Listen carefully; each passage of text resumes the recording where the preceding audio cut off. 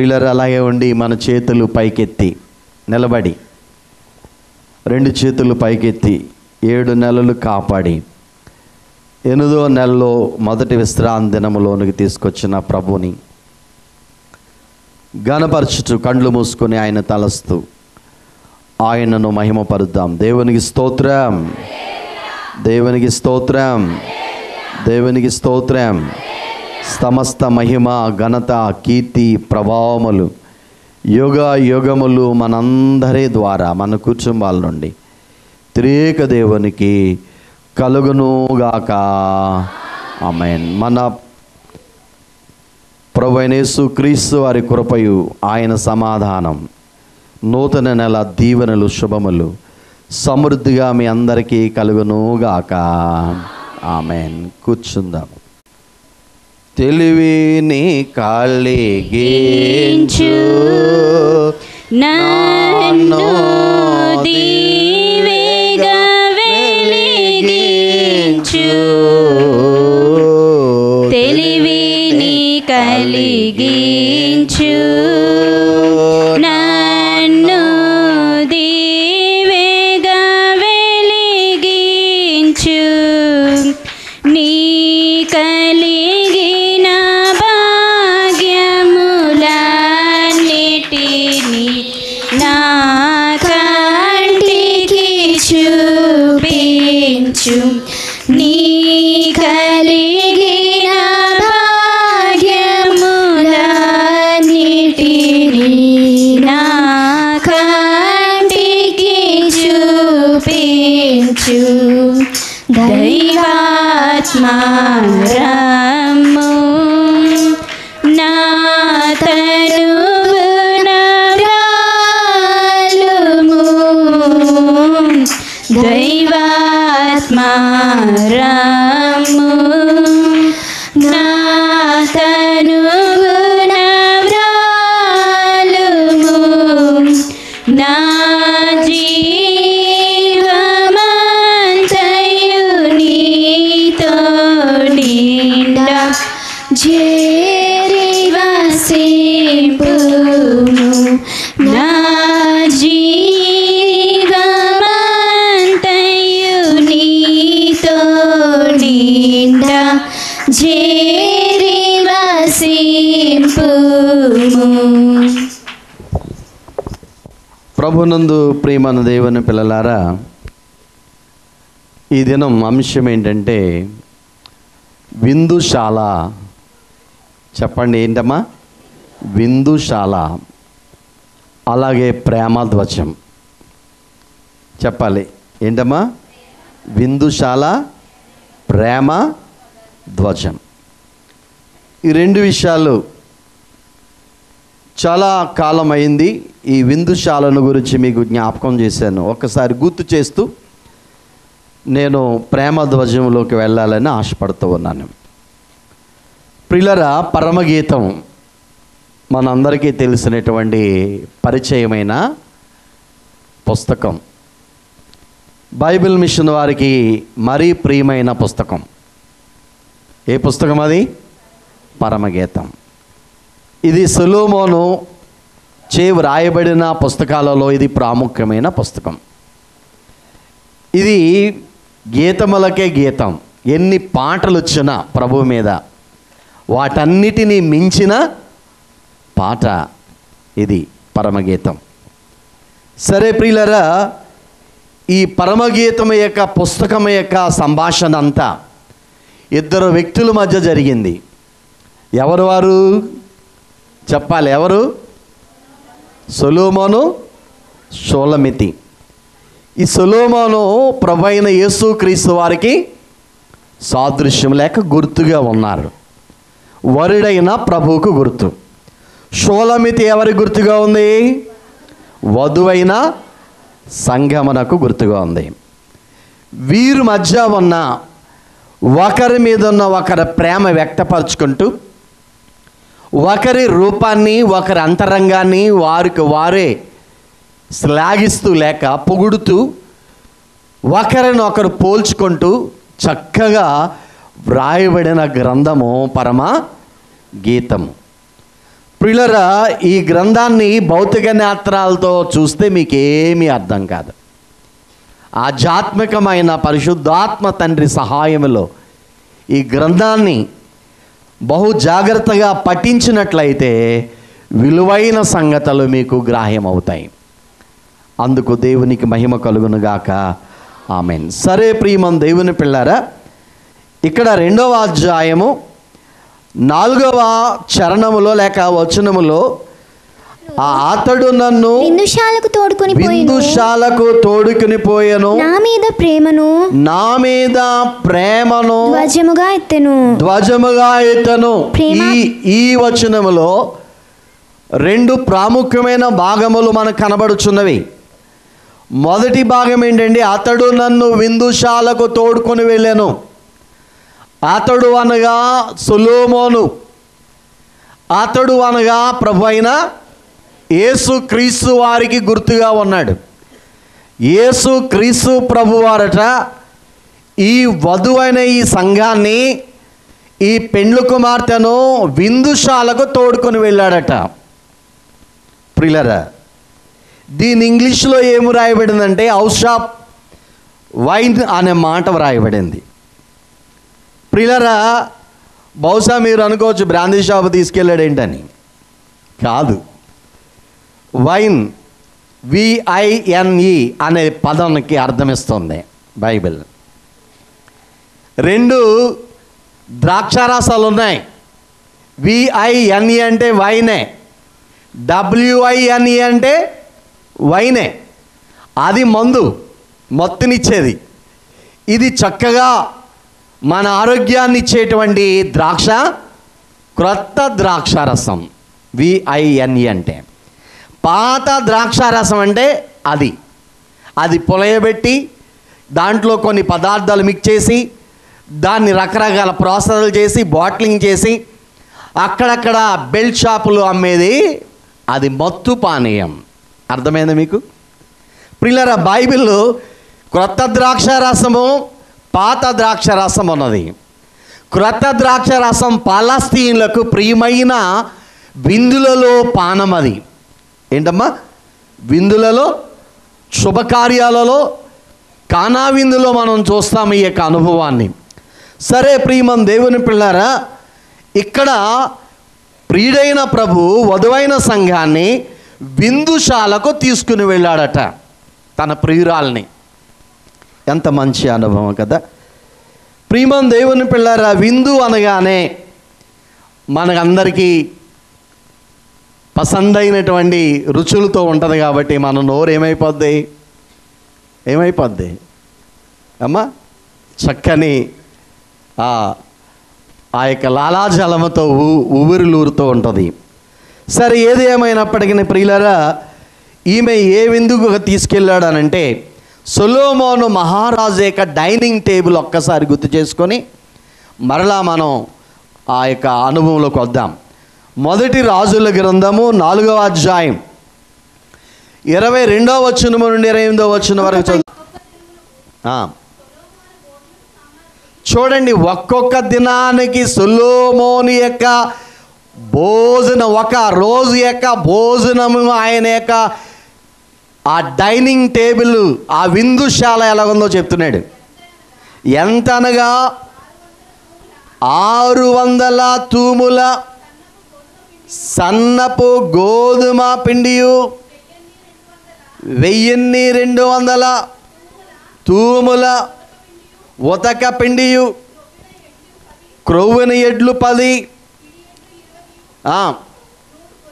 100 గొర్రెలను అంటే 100 గొర్రెలు, ఇవియుగాక ఎర్ర దుప్పెలు, జింకలు, క్రొవ్విన బాతులు తేబడను. చూడండి ప్రియులారా, ఇన్ని ఒక రోజుకి ఇన్ని రకాలైన ఎన్వి అంటే నాన్ వెజ్ ఆయన డైనింగ్ టేబుల్లో ప్రతి దినము ఉండాలట. ఏమండి, ఆయన మొదలుకొని కింద ఆయన రాజ్యములో పనిచేసే వాళ్ళందరూ అక్కడ ఆయనతో పాటు ఏం జరుగుతుంది? విందు. ఇంత శ్రేష్టమైన విందు ఇది. మీరు నెట్లో సెర్చ్ చేసుకుంటే దాని మన లెక్కలో ఎన్ని క్వింటాలో ఎన్ని కేజీలు అవన్నీ మీకు చాలా, అసలు సొలొమోను మహారాజు తిన్న ఆహారము కానీ పదార్థాలు కానీ ఈరోజు వరకు ఎంత కోటీశ్వరుడైనా వాళ్ళ డైనింగ్ టేబుల్లో లేదట. సొలొమోను మహారాజు యొక్క పరిపాలన స్వర్ణయుగానికి సూచనగా ఉంది. శాంతి, మిలేనియం శాంతి పరిపాలన. మరలా 1000 ఏండ్లలో ప్రభువైన యేసుక్రీస్తు వారు అలా పరిపాలించబోతున్నాడు. దేవుని స్తోత్రం. అదే పరిపాలన ఇంతవరకు ఈ ఇశ్రాయేలే కాదు, ఈ ప్రపంచంలో ఎవ్వరు అలా పరిపాలించలేదట. యుద్ధము లేకుండా సమాధానముతో పరిపాలించాడు ఆయన. ఇప్పుడు ఈమంటుంది, అతడు నన్ను ఎక్కడ తీసుకెళ్ళాడు? ఈ విందుశాలకు తీసుకుని వెళ్ళి షడ్రసోపితమైన ఆహారాన్ని అందించాడు.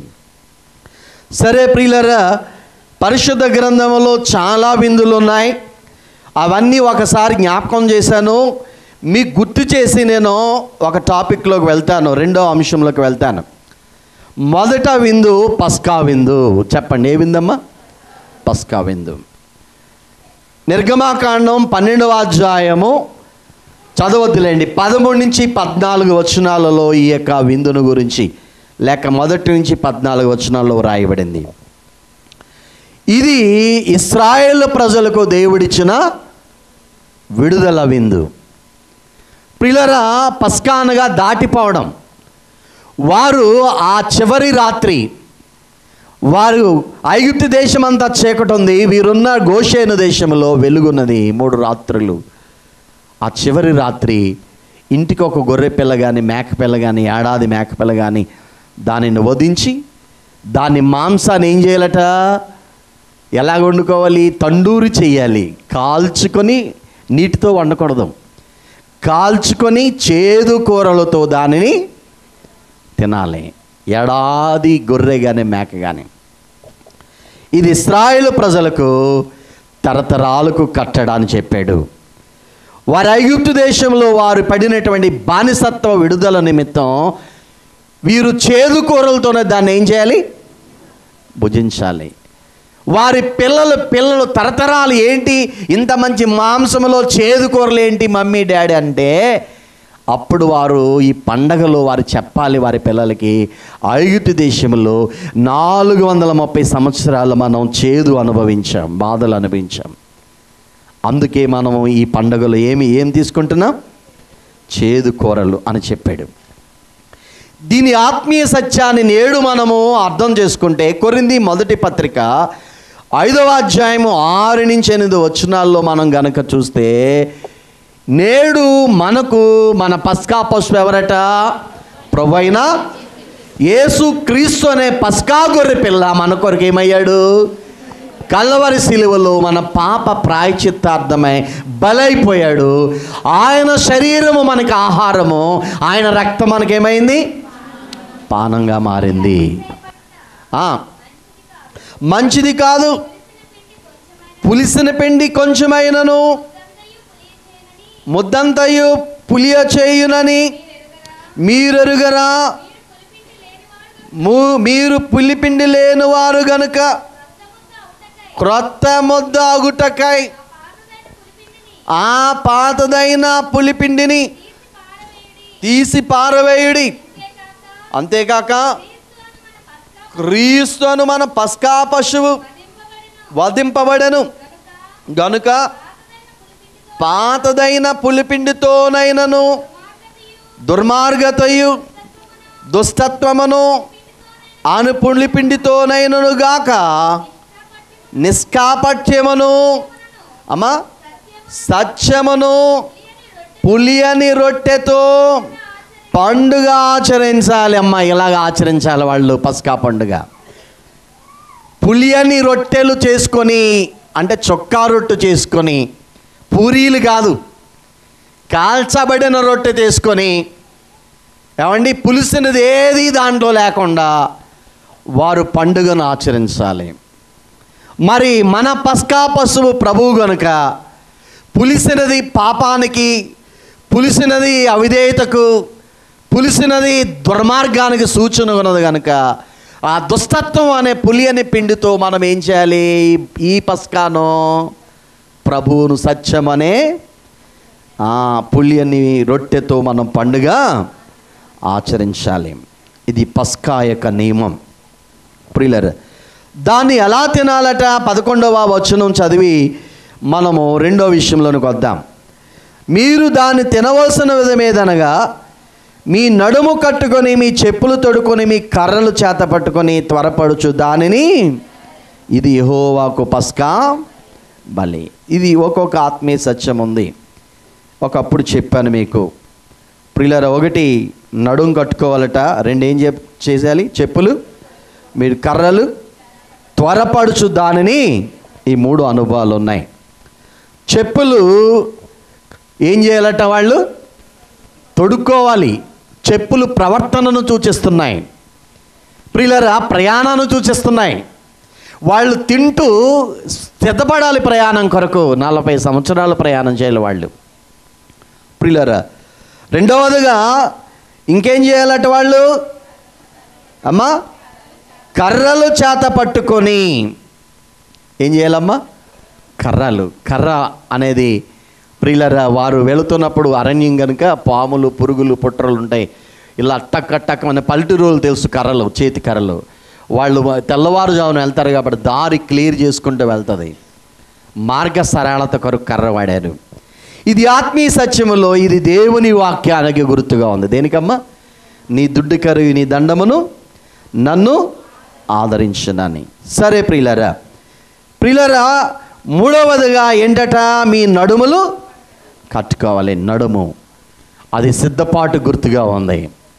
ప్రియులారా, మనమైతే మనస్సు అనే పేతురు పత్రికలో చెప్తాడు, మీ మనస్సు అనే నడుము కట్టుకోండి అంటాడు ప్రభు రాక కొరకు. ఈ 3 అనుభవాలు ఒక ఆత్మీయ సత్యం అన్నమాట.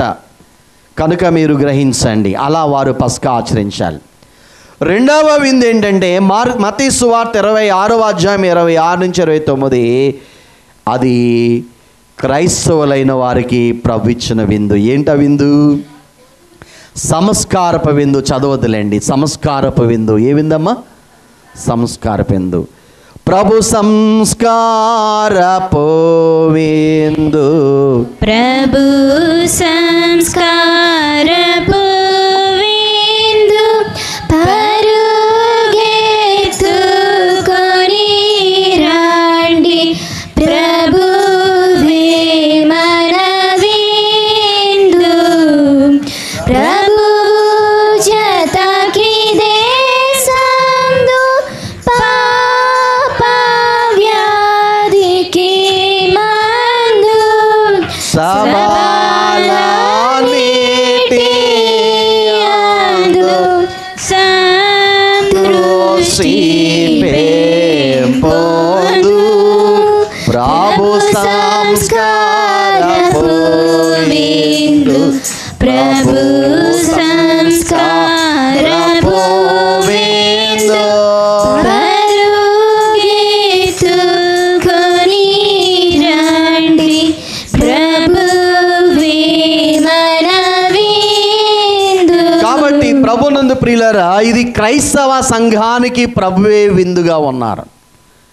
ఈ విందులో ప్రధానమైన భాగాలు ఆయన శరీరము, ఆయన రొట్టె, ద్రాక్షారస రూపములో దేవుడు మనకు అందిస్తూ ఉన్నాడు. దీనిని సరిగా ఆచరించాలి. క్రైస్తవులు క్రమముగా ఆచరించాలి. ఈ క్రమము 1 కొరింథీ 11వ అధ్యాయము చదవద్దు కానీ 23-30 వచనాలలో వ్రాయబడింది.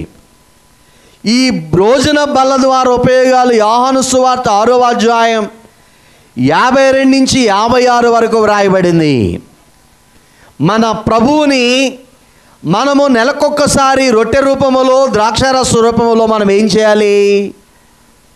మన ఆత్మలకు జీవాహారంగా దీనిని భుజించాలి. క్రైస్తవ సంఘాలు ఆయా విధాలుగా ఆచరిస్తాయి. బైబిల్ మిషన్ వారమైన మనం నెలకొక పర్యాయము దీన్ని ఆచరించాలి. ఇది మిస్ కాకండి. ఈ శరీరము, ఈ రక్తము ప్రభువుది నీవు అనుభవించినట్లయితే ఆయన పునరుత్థాన శక్తి, ఆయన ఆరోహణ బలం నీకు వస్తుంది. చనిపోయినా తిరిగి మనం లేస్తాం. ఈ బల్లలో ఎవరు పాలు పొందుతారు? ఆయన వారిలో, వారు ఆయనలో ఏకమైపోతారు. వారు పునరుత్థానమందు లేపబడతారు. ఒకవేళ మరణిస్తే వారు ప్రియమం దేవుని పిల్లారా ఈ శరీరమే నిజమైన ఆహారం కనుక జీవిస్తారు, నిత్య జీవాన్ని మోక్షాన్ని పొందుతారు. ఇన్ని ఉపయోగాలు ఉన్నాయి ఈ బల్ల ద్వారా. ఇది క్రైస్తవులకు మాత్రమే. ఈ బల్ల ఇది సంస్కారపు విందు. మూడవ విందు ప్రియులారా ప్రకటన గ్రంథం 19వ అధ్యాయము 9వ వచనం. ఇది చదువుదాం.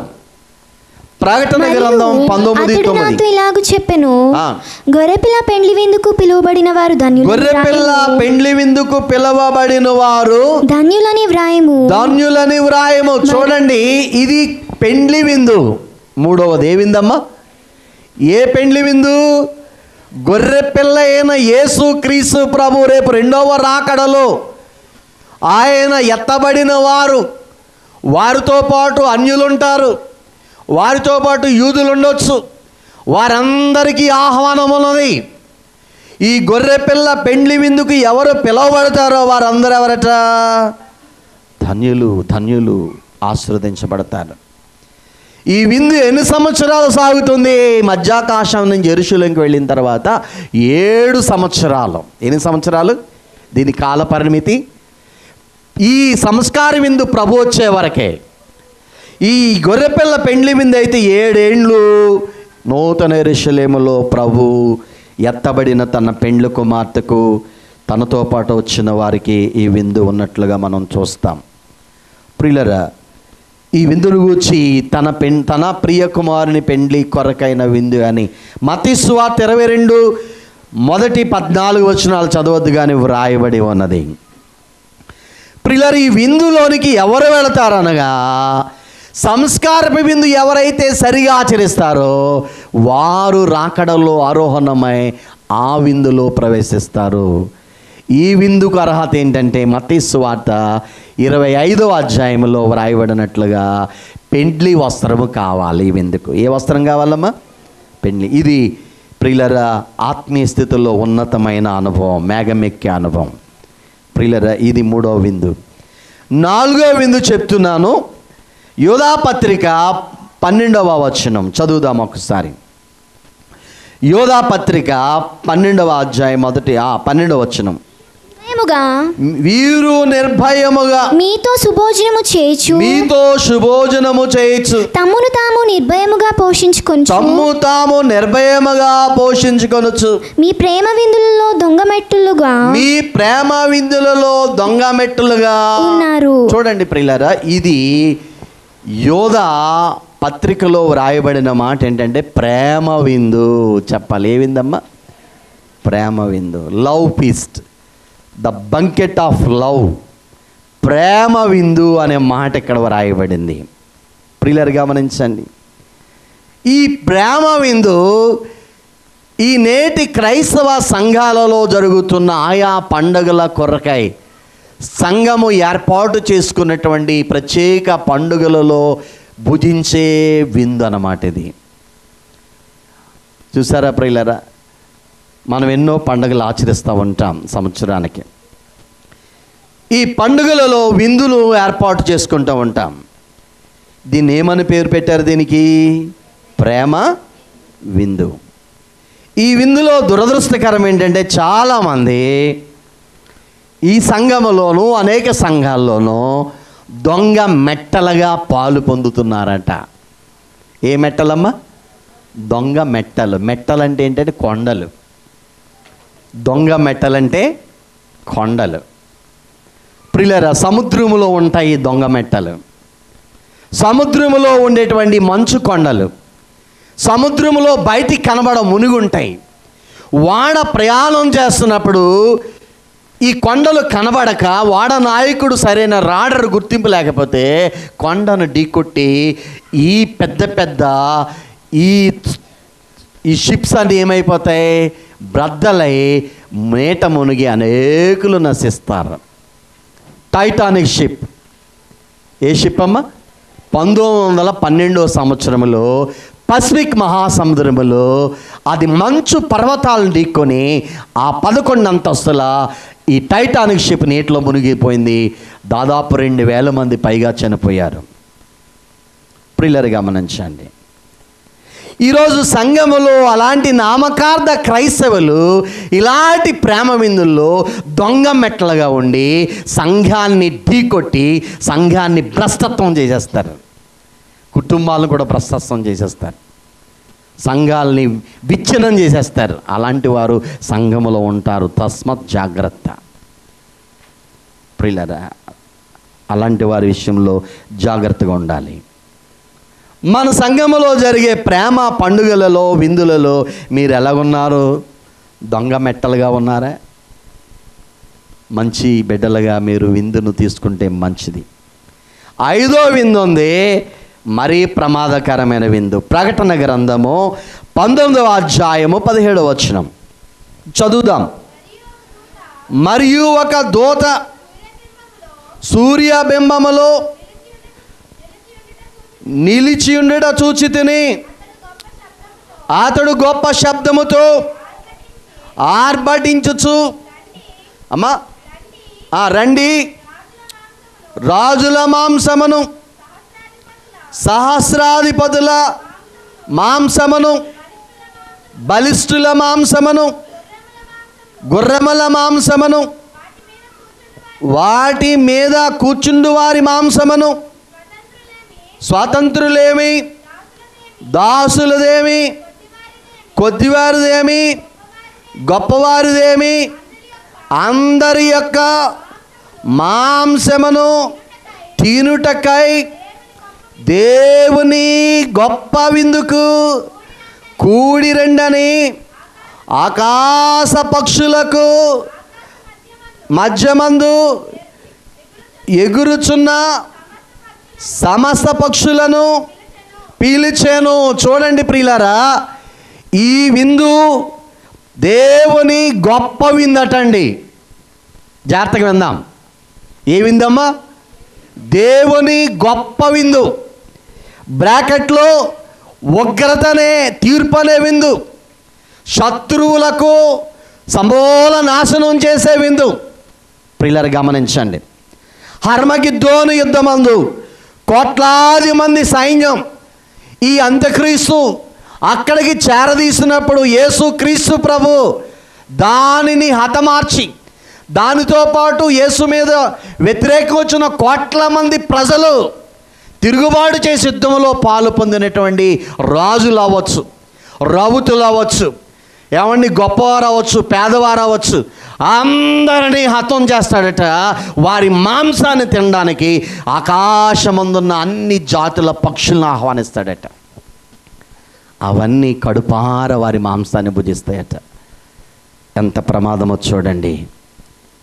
ఇది రేపు జరగబోయే ఆ మహాయుద్ధములో సంభవించే భయంకరమైనటువంటి దేవుని యొక్క కోపము, శత్రువు మీద ఉన్నటువంటి ప్రియులర తీర్పుగా మనం వర్ణిస్తూ ఉంటారు బైబిల్ పండితులు. ఇది మెగిద్దోను లేక హర్మగిద్దోను యుద్ధం. దీనికి ఏమని పేరట? మహా లేక గొప్ప విందు. ఒకవేళ నీవు రాకడా గొర్రెపిల్ల పెండ్లి విందుకు నీవు ఎత్తబడకపోతే ఈ విందులో నువ్వు ఉంటావేమో జాగ్రత్త. నువ్వు ఇప్పుడు మారకపోతే, మంచి మనసాక్షి కలిగి ప్రభు కొరకు బ్రతకకపోతే రేపొద్దున ఇలాంటి ప్రమాదకరమైన పరిస్థితులు గుండా, 7 ఏండ్ల మహాశ్రమల గుండా నువ్వు వెళ్ళవలసి ఉన్నది. అందుకే దైవజనులు ఎత్తబడితే పప్పలు, విడవబడితే తెప్పలు, తప్పించుకోలేవు అన్నాడు. కనుక జాగ్రత్తగా ఉండాలి. కాబట్టి అతడు నన్ను ఎక్కడ తీసుకుని వెళ్ళాడు? విందుశాలకు. యూదులనైతే పస్కా విందుకు, క్రైస్తవులనైతే సంస్కారపు విందుకు, రేపు సిద్ధపడిన వారిని పరలోకపు నూతన పెండ్లి విందుకు, ఆ యొక్క వధువు సంఘాన్ని. అలాగే ప్రియమం దేవుని పిల్లారా, ప్రేమ విందుల్లో మనం పాలు పొందితే దొంగ మెట్టలుగా ఉండకుండా, ఒకవేళ విడవడిన స్థితిలో ఉంటే ఈ దేవుని గొప్ప భయంకరమైనటువంటి ఆ పక్షులకు ఆహారంగా మారిపోయే విందులోనికి మనం వెళ్ళిపోకుండా ఉండడానికి ప్రభు చిన్నగా మనల్ని హెచ్చరిస్తున్నాడు. అందుకేమంటది, అతడు నన్ను ఎక్కడికి తీసుకుని వెళ్ళాడు? విందుశాలకు తీసుకుని వెళ్ళాడు. తీసుకుని వెళ్ళట ఏం చేశాడు ఆయన? చదువమ్మా, నా మీద ప్రేమను ధ్వజముగా ఎత్తెను. ధ్వజముగా, ప్రేమనట ధ్వజంగా ఎత్తాడు. ధ్వజము అనే మాటకు బ్యానర్ ఏంటమ్మా? బ్యానర్. ఇది హీబ్రూ భాషలో ప్రియులారా డెగెల్ అనేటువంటి మాట రాయబడింది. అంటే జెండా. బ్యానర్ అంటే ఏంటమ్మా? ఆగస్టు 15 కనుక 15వ తేదీన మన దేశంలో ఎగరవేస్తారు? మూవెన్నెల జెండా, 3 రంగుల జెండా.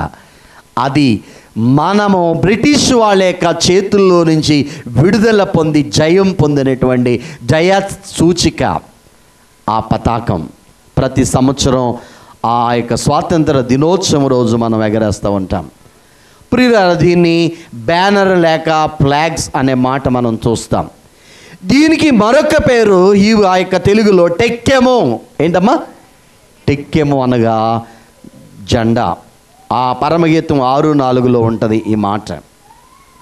సరే ప్రియులారా, ఈమెను విందుశాలకు తీసుకెళ్ళిన ప్రభుట ప్రేమనెక్కడ లేని ప్రేమ అంతా ఈమె మీదట జెండా రూపంలో ఎత్తాడట. జై జెండా ఎత్తినట్లుగా మనం చూస్తూ ఉంటాం. ప్రియులారా, బైబిల్లో చాలా ధ్వజాలు ఉన్నాయి. ధ్వజం అనగా జెండా. ప్రియులారా, 4 ప్రాముఖ్యమైన ధ్వజాలు ఉన్నాయి. ఎన్ని ప్రాముఖ్యమైన ధ్వజములు? 4 విధాలైన విషయాల్ని మనకి జ్ఞాపకం చేస్తుంది బైబిల్. మొదటి ధ్వజము జెండా ఎప్పుడు ఎగరేస్తామనగా శత్రువుని జయించినప్పుడు. ఎప్పుడమ్మా? శత్రువుని జయించినప్పుడు జెండా రెపరెపలాడుతూ ఉంటుంది, గాలిలో ఎగురుతూ ఉంటుంది. ప్రియులారా, కొన్ని జెండాలు యుద్ధానికి వెళ్ళినప్పుడు ఎగరేస్తూ ఉంటారు బైబిల్ భాషలో. ప్రియులారా, చూడండి, ఈ 4 ధ్వజాల గురించి మీతో మాట్లాడాలని సమయం అయిపోయింది కనుక నేను ఇక్కడ ముగించాలని ఆశపడుతూ ఉన్నాను. మొదటి ధ్వజం నిర్గమాకాండం 17వ అధ్యాయము 8-16 వచనాలలో వ్రాయబడింది. చదవద్దులేండి, 15వ వచనం చదవండి. తరువాత మోషే బలిపీఠమును కట్టి దానికి యెహోవా నిస్సి అని పేరు పెట్టాను. ప్రియులారా, ఫుట్ నోట్స్లో యెహోవా మై బ్యానర్ అని వ్రాయబడింది. దేవుడే మా యొక్క ధ్వజము. యెహోవా, ప్రియులారా, దేవుడే నా విజయ పతాకం. ప్రియులారా, ఇక్కడ అమాలేకులు అనేవారు ఈ కొండ దగ్గర, రెఫీదీము కొండ దగ్గర యుద్ధం చేయడానికి వచ్చారు. ఆ యుద్ధంలో మోషే గారు కొండ మీద ప్రార్థన చేశాడు. కింద యెహోషువ కత్తివాడి చేత అమాలేకులను గెలిచాడు. గొప్ప విజయానికి సూచనగా కింద ఒక బలిపీఠం కట్టి దానికి ఏమని పేరు పెట్టారండి? యెహోవా నిస్సి, దేవుడే మా విజయ పతాకం అని పేరు పెట్టారు. ప్రియులారా, శత్రువు పైన దేవుడిచ్చిన జాయానికి సూచనగా ఈ జెండా ఎగరవేసినట్లుగా మనం చూస్తాం.